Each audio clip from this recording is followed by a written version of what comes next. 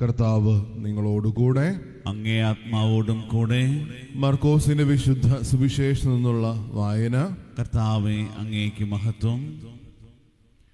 അക്കാലത്ത് യേശു 12 പേരെ അടുത്ത് വിളിച്ച് 2 പേരെ വീതം അയക്കാൻ തുടങ്ങി. അശുദ്ധാത്മാക്കളുടെ മേൽ അവർക്ക് അധികാരവും കൊടുത്തു.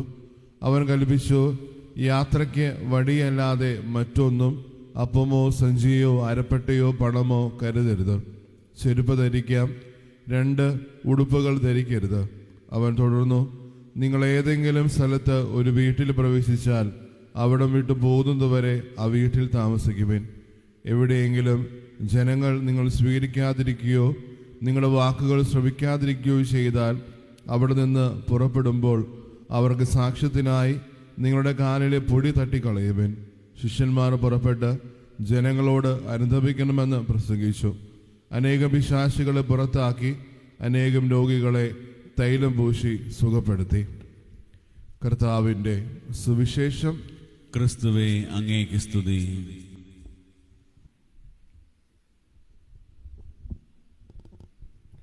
ഈശ്വരത്തിന് സ്നേഹം നിറഞ്ഞ മാതാപിതാക്കളെ, സഹോദരി സഹോദരങ്ങളെ, ഈ ഒരു ഭാഗം പരിശോധിക്കുമ്പോൾ ഈശോ 12 പേരെ തിരഞ്ഞെടുക്കും നമ്മൾ കാണുന്നുണ്ട്. ആ ഒരു വിളിക്ക് അല്ലെങ്കിൽ അവരോരോരുത്തരെയും തിരഞ്ഞെടുക്കുമ്പോൾ കുറച്ച് ഘട്ടം ഘട്ടമായിട്ടാണ് ഈ ഒരു തിരഞ്ഞെടുപ്പ് സംഭവിക്കുന്നത്. ഇത് പക്ഷേ നമ്മുടെ ജീവിതത്തിലും നമ്മുടെ ആത്മീയ ജീവിതത്തിലും നമ്മളെപ്പോഴും തിരിച്ചറിയേണ്ടതും മനസ്സിലാക്കേണ്ടതുമായുള്ള കാര്യങ്ങളാണ്. കാരണം നമ്മൾ ഓരോരുത്തരും വിളിക്കപ്പെട്ടവരാണ്, അവൻ്റെ സ്നേഹത്തിലേക്ക് തിരഞ്ഞെടുക്കപ്പെട്ടവരാണ് എന്നുള്ള ബോധ്യം, അവർ പൂർണ്ണമായ ബോധ്യത്തിൽ ഓരോ നിമിഷവും നമ്മൾ ജീവിക്കുമ്പോഴും ഓർക്കേണ്ടത് ആ ഒരു വിളിക്ക് അനുയോജ്യമായ രീതിയിലാണോ ഞാൻ എൻ്റെ ക്രിസ്തീയ ജീവിതം മുന്നോട്ട് നയിക്കുന്നത് എന്നുള്ള കാര്യം തിരിച്ചറിയുക. സാമുവേൽ പ്രവാചകന്റെ പുസ്തകത്തിൻ്റെ ആരംഭത്തിലെ സാമുവേലിനെ വിളിക്കുന്ന ഒരു ഭാഗമുണ്ട്. ആ ഒരു ഭാഗത്തിൽ ആ ഒരു അത്താഴത്തിൽ അല്ലെങ്കിൽ ആ ഒരു ദേവാലയത്തിൽ കിടന്നുറങ്ങുമ്പോൾ ആ ഒരു വിളിയോട് ചേർന്ന് ഓരോ നിമിഷവും ആയിരിക്കുമ്പോഴും വിളി തിരിച്ചറിയാൻ പറ്റാതെ പോകുന്ന ഒരു നിമിഷം നമ്മൾ കാണുന്നുണ്ട്.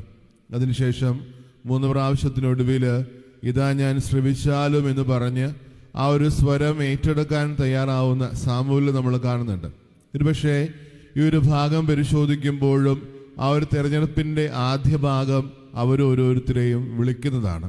സ്നേഹമുള്ളവരെ, എപ്പോഴും നമ്മൾ തിരിച്ചറിയേണ്ടത് ഈ ഒരു സ്വരം ശ്രവിക്കാൻ അല്ലെങ്കിൽ ആ ഒരു തിരിച്ചറിവിലേക്ക് നമ്മൾ തന്നെ ഉയർത്താൻ നമ്മുടെ ജീവിതത്തിലും നമ്മളും ഓർക്കേണ്ട ഒരു കാര്യം തമ്പുരാനുമായിട്ടുള്ള നമ്മുടെ ഓരോരുത്തരുടെ ബന്ധമാണ്.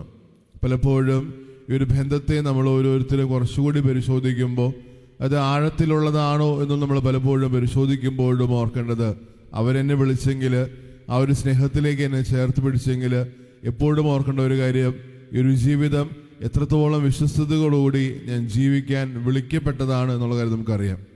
ഉള്ളവരെ, അന്ന് ശിഷ്യന്മാരല്ലെങ്കിൽ ആ ഒരു ജനം ഒന്നടങ്കം തമ്പുരാൻ്റെ പുറകെ ഉണ്ടെങ്കിൽ പോലും അവൻ്റെ അത്ഭുതങ്ങൾ കണ്ടും അവന് പറയുന്ന ഓരോ കാര്യങ്ങളും കേട്ടുകൊണ്ടും പലപ്പോഴും അവരുടെ ജീവിതത്തിൽ ഒത്തിരിയേറെ പേര് തമ്പുരാനെ പിന്തുടരുന്നുണ്ട്. പക്ഷേ എന്തുകൊണ്ട് ശിഷ്യന്മാരെന്ന ചോദ്യത്തിന് എപ്പോഴും ഓർക്കേണ്ട ഒരു കാര്യം അത് അവരുടെ സ്നേഹനിമിത്തമാണ്. നമ്മൾ ഓർക്കേണ്ട ഒരു കാര്യം, എത്രയോ ആൾക്കാർ ഈ ഒരു വിശ്വാസം ഏറ്റുപറയുന്നുണ്ട്.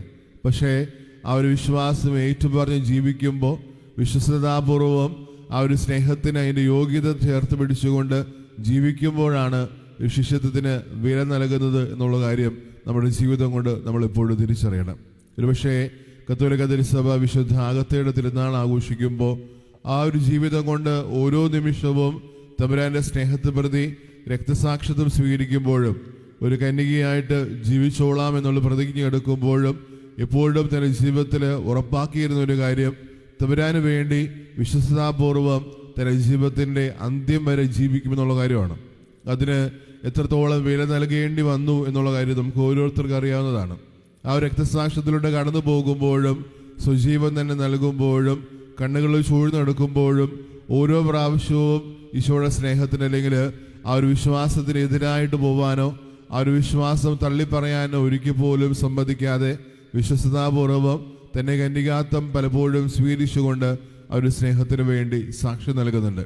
സ്നേഹമുള്ളവരെ, നമ്മൾ ഓരോരുത്തരും തിരിച്ചറിയേണ്ടത് നമ്മൾ വിളിക്കപ്പെട്ട വിളിയിൽ അല്ലെങ്കിൽ നമ്മൾ ഓരോരുത്തരും ആയിരിക്കുന്ന ആ ഒരു ജീവിതാന്തസ്സിൽ എത്രത്തോളം വിശ്വസ്തതാപൂർവം ഈ ഒരു ശിഷ്യത്തിന് എനിക്കും വില നൽകാൻ പറ്റുന്നു എന്നുള്ള കാര്യമാണ്.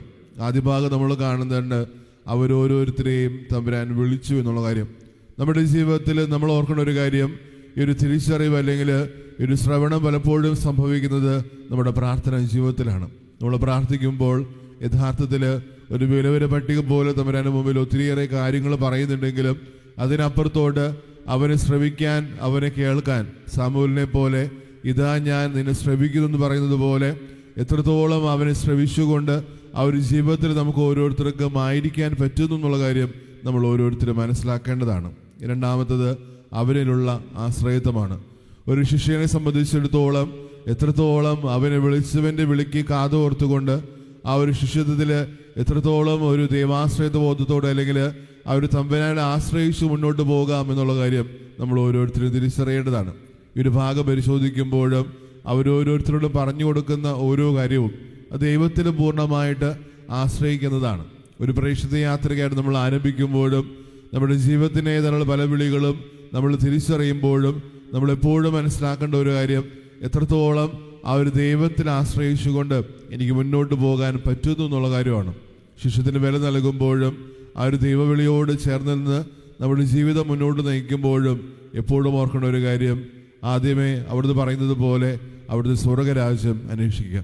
നമ്മുടെ ജീവിതത്തിലെ താഴ്ചകളും ഉയർച്ചകളും പോരായ്മകളൊക്കെ സംഭവിക്കുമ്പോഴും ഒരു ദൈവത്തിലേക്ക് നമ്മളെ തന്നെ പൂർണ്ണമായിട്ട് സമർപ്പിച്ചുകൊണ്ട് ആ ഒരു ദൈവാശ്രയത ബോധത്തിലായിരുന്നത് കൊണ്ട് അവിടുത്തെ സ്വർഗരാജ്യം അന്വേഷിക്കാൻ പുറപ്പെടാൻ ആ ഒരു ബോധ്യത്തോടുകൂടി ആ ഒരു മനസ്സോടുകൂടി ആയിരിക്കുന്ന ഓരോ നിമിഷവും എപ്പോഴും നമ്മുടെ ജീവിതമായ ഒരു സ്നേഹത്തിൻ്റെ യോഗ്യതയാൽ തമ്പുരാൻ ചേർത്ത് പിടിക്കും എന്നുള്ള കാര്യം നമുക്ക് ഓരോരുത്തർക്കും മനസ്സിലാകാം.